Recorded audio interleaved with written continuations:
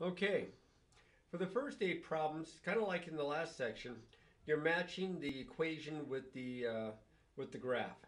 And the best way to do that is to use the idea of the degree and the lead coefficient.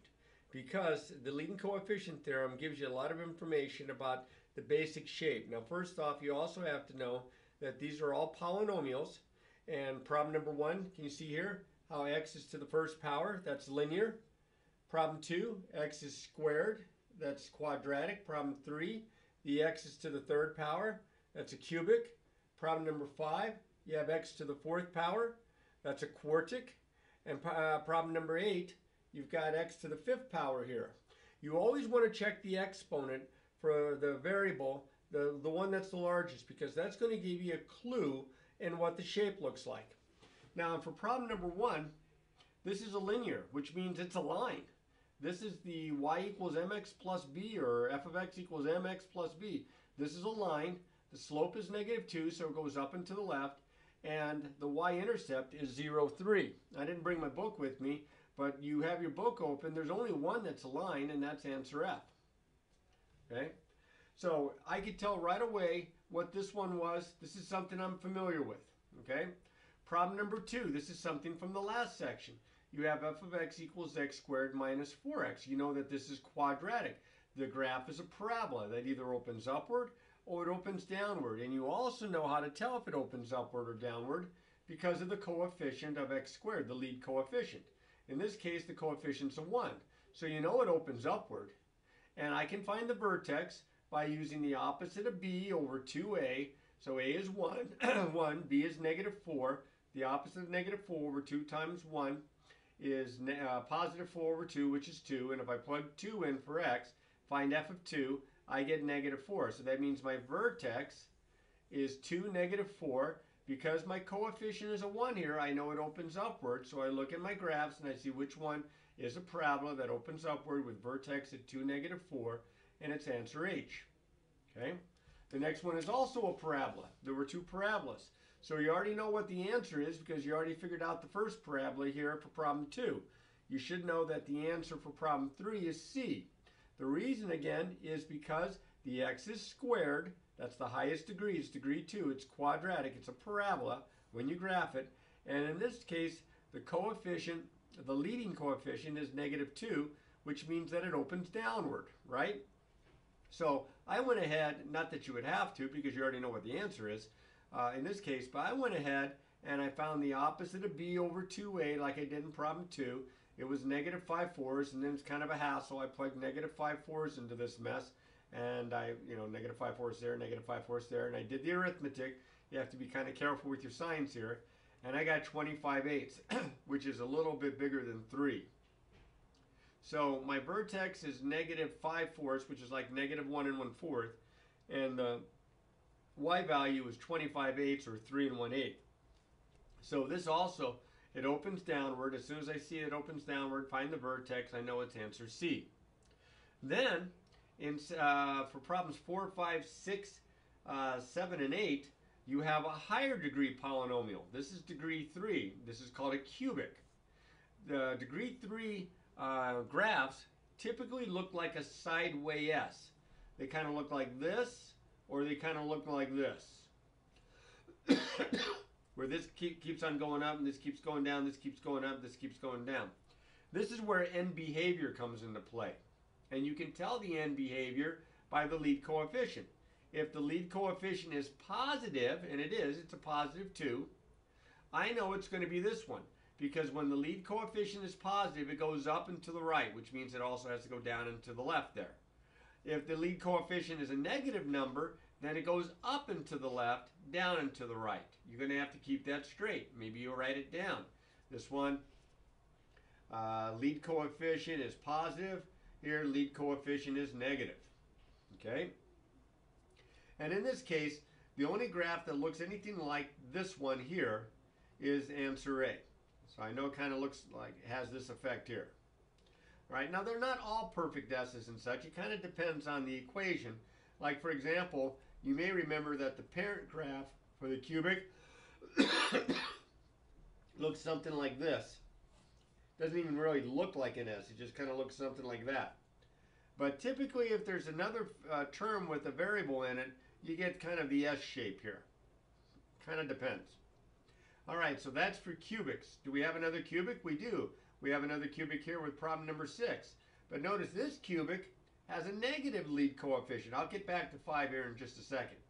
This one here has a negative lead coefficient. It's negative 1/3, smaller than 0. That means it looks more like this one, where it goes up and to the left, and it goes down and to the right, kind of like this shape here. So the only one that kind of even comes close to that is answer D. Now, 5 and 7 are degree 4, x to the 4th. When you have an x to the 4th, in general, these polynomial functions kind of look like either an m or a w. Kind of like an m or a w. It's an m if the lead coefficient is negative. It's a w if the lead coefficient is positive. And this has a negative lead coefficient, negative 1/4. So that means it looks more like an M kind of a shape here. And so that's answer E. All right, we have 2 left. Problem number 7, another Qntic here, degree 4, but a positive lead coefficient. This time the coefficient's 1, and 1 of course is greater than 0, so that's going to be the W shape. It's going to look like a W. And that looks like answer G. All right, save the best for last. Problem number 8. Well, the best for last out of these first 8. This one here is a Qntic. It's degree 5, right? Like a person that has 5 babies, that's called quintuplets. Quint, Q-U-I-N-T, 5. This is a Qntic. Qntic. All right. Qntics have 4 turning points. Now, I didn't really go into that on the other ones because I could describe them with like an S or an M or a W. But the number of turning points is always 1 less than the degree. Like this is degree 5, and it has 4 turning points. Now I'll explain a turning point. See, this one is degree 3, so it would have 2 turning points. Look, 1 turning point, 2 turning points. Top and bottom there. Okay, this is degree 4. So subtract 1, that would be 3. Notice 1, 2, 3, or 1, 2, 3. Your highs and your lows, your relative mins and your relative maxes. So that's a way to keep track. Well, this one's got 4 turning points. So, and a positive lead coefficient. Remember, if it's odd degree, like it was on the cubic, okay, like it was back here, remember how it was a positive and odd degree? It goes up and to the right. Well, look right here. Positive and odd degree, it goes up and to the right. That's one way you can tell. If this was a negative number, it'd be coming down to the right. It would look more like this. Like that. I know, that's weird looking, right? Well, the only one that comes close to that is graph B there, answer B. So that's your first 8 problems there. You can analyze this without having to grab a calculator, without having to plug in a lot of points. You can look at the degree, and you can look at the lead coefficient and figure out what's going on. Because not only does the degree and the lead coefficient kind of tell you if it's going up and to the right and such, that's what we call the end behavior. That's a big theme in this section. You're going to need to know your end behavior here. So let me go ahead and move this over. Let me get the next page here. All right, in the next problem, you were to tell what the end behavior was. See, I just was talking about it. Problem number 17. Now, I have it worked out for you, but I wanted you to kind of follow this. Now, if you haven't tried these, try them first. Look at the examples that are in the book. Look at any notes that you have. See if you can figure it out that way. Then you can check your work with the video, or you can see what's going right and what's going wrong with it. So in this problem, you have f of x is equal to 2x squared minus 3x plus 1. Now that's a simple one. I call it a simple one because it's a quadratic. It's x squared. That means it's a parabola. And it also means that with a positive lead coefficient, that it opens upward. Now, end behavior is saying what happens as x gets really big or as x gets really small. Well, as you can see, the graph is going up. In both cases, your graph rises. So what we're going to do here is, because we have even degree, even and this works whether it's degree 2, degree 4, degree 6, degree 8, even degree, and a positive lead coefficient. I'm just going to abbreviate positive lead coefficient because the lead coefficient's 2, that's positive. I know that, and there's your answer here, the graph rises to the right and to the left.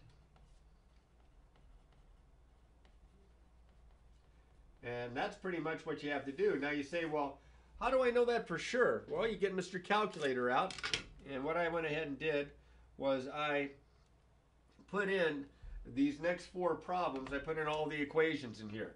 You see the top one that's up there? That's the 2x squared minus 3x plus 1. That's this one right here. Okay, so let's see what the graph looks like.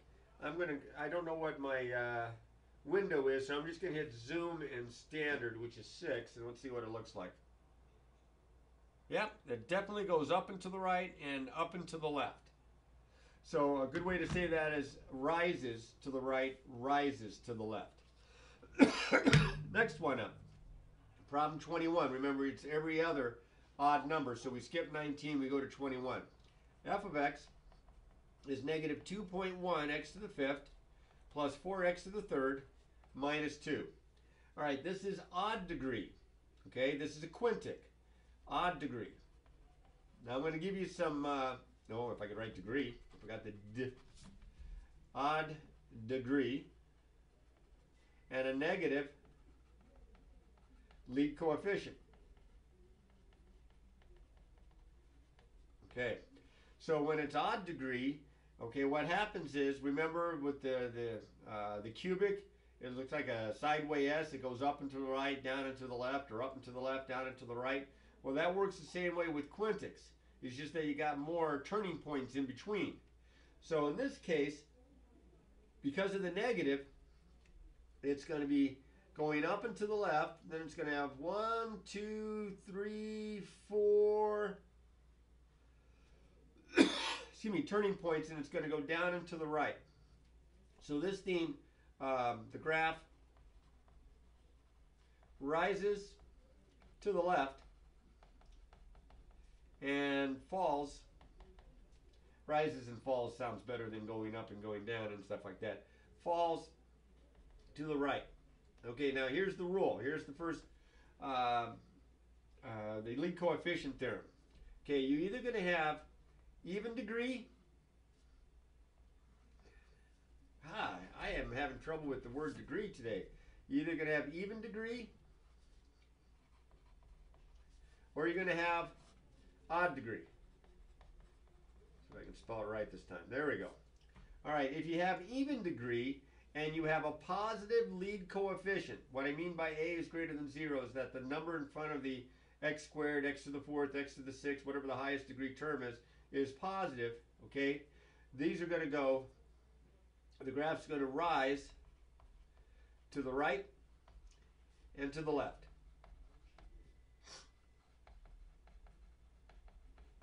Okay, if a is less than 0, it's going to fall to the right and to the left. Think of a quadratic, a parabola that goes, has a lead coefficient that's negative. It is inverted. It opens downward. It opens downward, right? It's going down to the right, down to the left, or falls to the right, falls to the left. Rises, falls. There we go.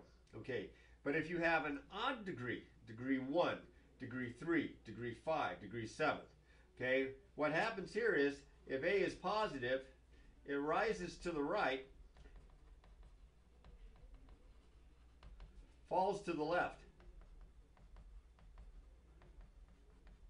If a is less than 0, it's just the opposite.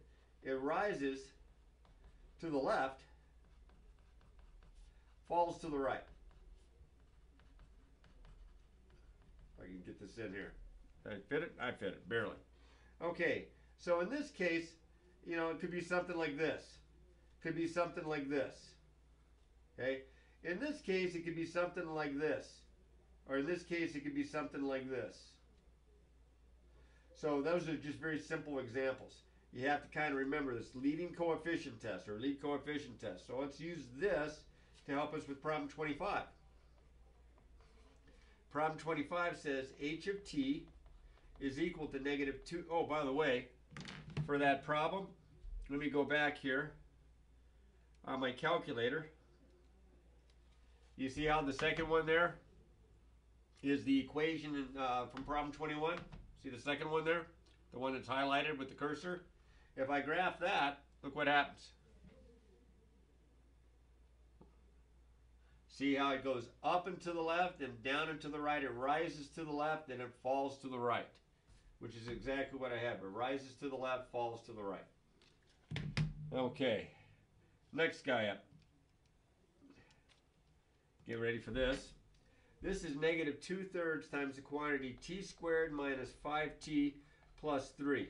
Now I like the fact that it's a t squared, but I'm not crazy about the parentheses, so I'm going to distribute. I'm going to write this as negative 2/3 t squared.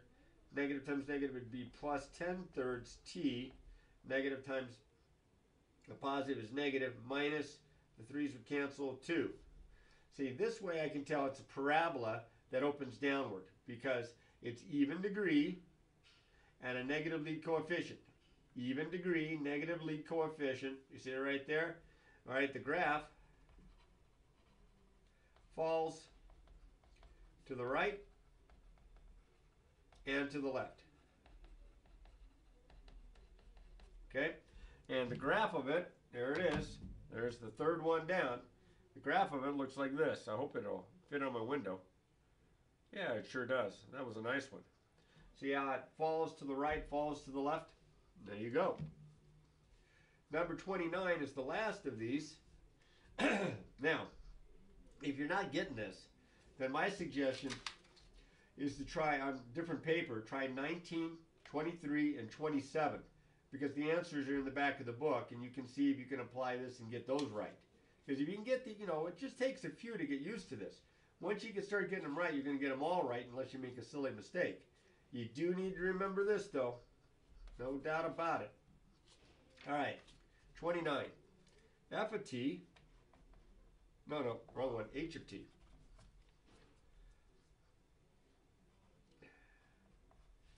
Equals t squared minus 6t plus 9. Do I have the right? No. All right, actually, I'm wrong here. On this one, they wanted the zeros of the function. They don't want the graph. They don't want the end behavior. They want the zeros. My mistake. I didn't write down the directions on my scratch paper here. So to find the zeros of a function are kind of like the x-intercepts. They're the numbers that you would plug in for t to make it equal to 0 so that your y would be a 0. So all you have to do, this is your y here, right? Set all this equal to 0. And if you're lucky, it'll factor, or if not, you'll use the quadratic formula, okay? This one factors. This is t minus 3 times t minus 3. So this times this is 0 means either t minus 3 is 0 or, well, it's the same thing. T minus 3 is 0. Add 3. See, I get the same 0. My 0 is 3. Okay, but I have it twice. So what they may ask you for, when there's a repetition, you say multiplicity 2, because there's 2 of them. And that's how you do 29. Let's see. 33. Maybe I better grab another. No, I think I can squeeze this one in. 33. In problem 33, they're asking for the zeros again. You have f of t is equal to t to the third minus 4t to the second plus 4t. Now the degree of your polynomial function, this time it's degree 3, also tells you how many zeros they have counting multiplicities. Like this was degree 2, and you had 2 3's there, multiplicity 2. Well, this is multiplicity, or this is degree 3, so you should have 3 zeros, although you could have repetition. So I'll show you that here, but to find the zeros, set the function equal to 0 and solve it. Now this is degree 3, but fortunately for us, there's a GCF. I can factor a t out. That gives me t squared minus 4t plus 4 equals 0. And then the good news is I can factor this trinomial. This is a t and a t. I need two numbers whose product is 4, whose sum is negative 4. I need negative 2 and negative 2. So I have three factors. T equals 0, or t minus 2 equals 0, or t minus 2 equals 0. I got the same exact factor here. Sounds like I'm going to have another multiplicity 2. This is already solved. I add 2 to both sides. I add 2 to both sides. I do. I have zeros of 0 and 2. But 2 has multiplicity 2. If I can write it out here. Okay, now I don't know if your teacher's going to ask for that. It doesn't hurt to write it down, but as long as you can tell them what it means. That this means you have the same 0 twice. If you had the same 0 3 times, then you say multiplicity 3. All right, one left. Excuse me. This one here, they wanted you to get a graphing calculator, which you should be practicing with. You have your 89, or you have your, I think, an 84 at school, I think they use, I'm not sure. But they want you, this is problem number 37 here. They want you to sketch this. But first they want you to look at what the sketch looks like on your graphing calculator. All right, so let me grab my calculator here. And let me, did I put this one down? I did put this one down. So let me get rid of everything except for this one. Oh, hang on. Let's see.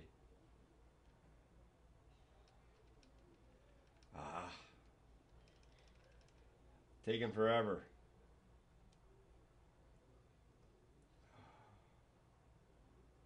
Oh, here we go. All right, I got it now. So this is what it looks like. Right?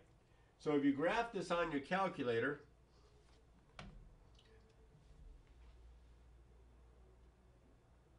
well, maybe it doesn't squeeze on there. Do I have the right thing? Well, it should be on my calculator. What did I do wrong here? Oh, I don't have it marked. Good heavens. You got to make sure that it's highlighted. There we go. Now it's graphing. You can see that you have a parabola. Now it asks for you to look at the graph and to, that's part A, is to, look at the graph on the calculator.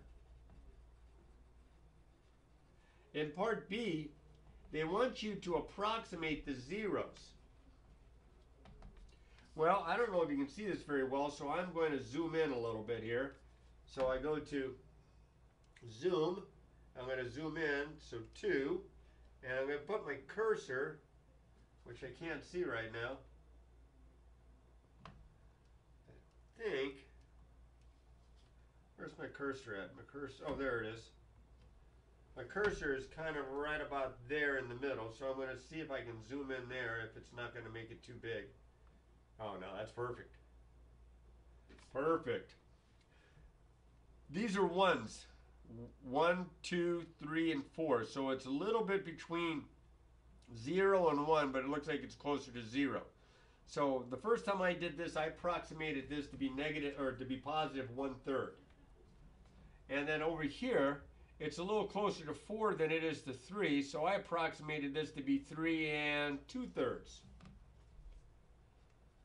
Now you can do a better approximation than that by doing the trace, and there's certain features that your calculator will help you to get much more exact approximations. But that's all they really wanted, was to use your calculator to approximate.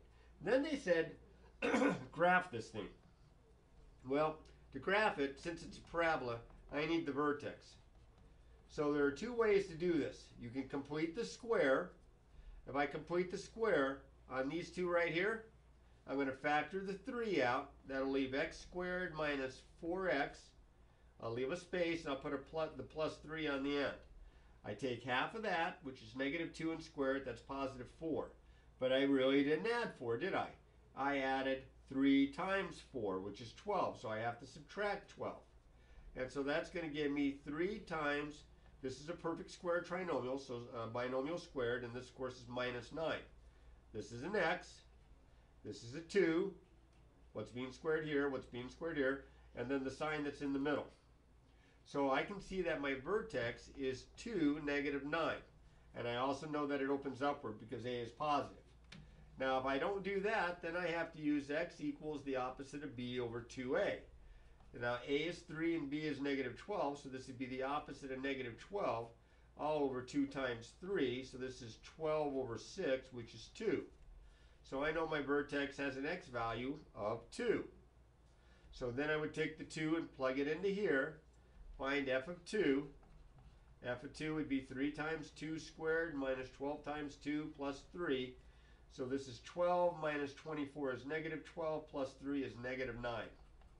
And there it is. That's my vertex. So now, because I'm asked to sketch this, I'm going to have an x and a y.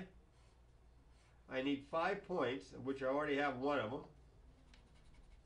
I keep my vertex. My vertex is the one I put in the middle. We've done this a few times. Okay, so I have 2, negative 9. I go 1 bigger, 1 smaller, 2 bigger, 2 smaller. Because that way, due to the symmetry of the curve, these will have the same y values.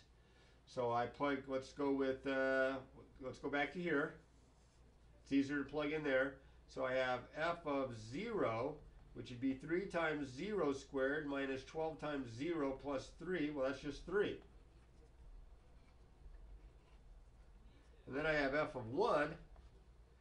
All right, so that's going to be 3 times 1 squared minus 12 times 1 plus 3. So this is 3 minus 12 plus 3. This is negative 6. So this is negative 6 and this is negative 6. Then I went ahead and I graphed this using these 5 points. Now to graph it, what did I do with my straight edge? Heavens, the Murgatroyd, did I put it away? Yes, I sure did. To make this set of axes big enough to handle it,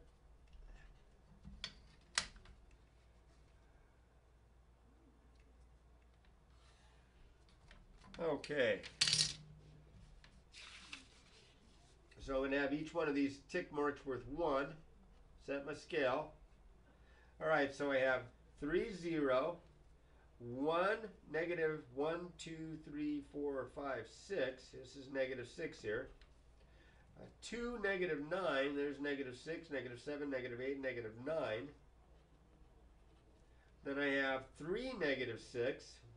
1, 2, 3, negative 6. And then I have 4, 1, 2, 3, 4, 3. And you can see the symmetry. Now, this is a skinnier looking parabola. Try to make it like a smooth curve best you can.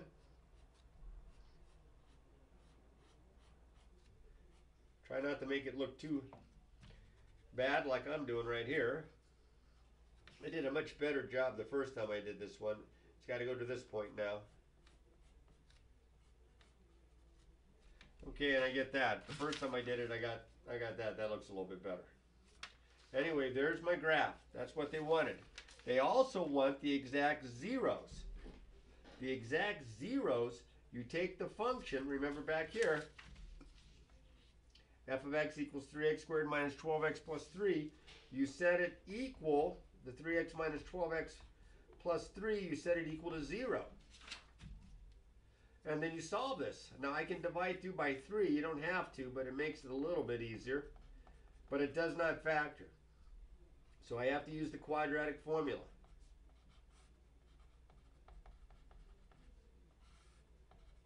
Which you should have memorized. So x is equal to, let's see, a is 3, or excuse me, a is 1, b is negative 4, c is 1.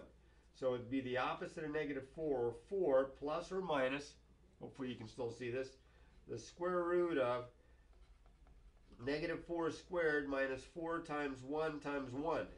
The a and the c are both 1s, all over 2 times 1. This is 4 plus or minus the square root of, this is going to be 16 minus 4, all over 2, which is 4, let me raise this up a little bit, 4 plus or minus the square root of 12 all over 2, which is 4 plus or minus the square root of 12. That's 4 times 3. So I can take the square root of 4 as 2 square roots of 3 all over 2. So I get my x's to be, dividing 2 into both, 2 plus or minus the square root of 3. And those are my zeros. Those are your exact zeros. Now, remember my approximates were 1/3 and 3 2/3. Well, the square root of 3 is about 1.7. So 2 plus 1.7 is 3.7, which is really close to 3 2/3. And minus 2 minus 1.7 is 0.3, which is pretty close to 1/3. So my approximates weren't all that bad, but these are the exact values.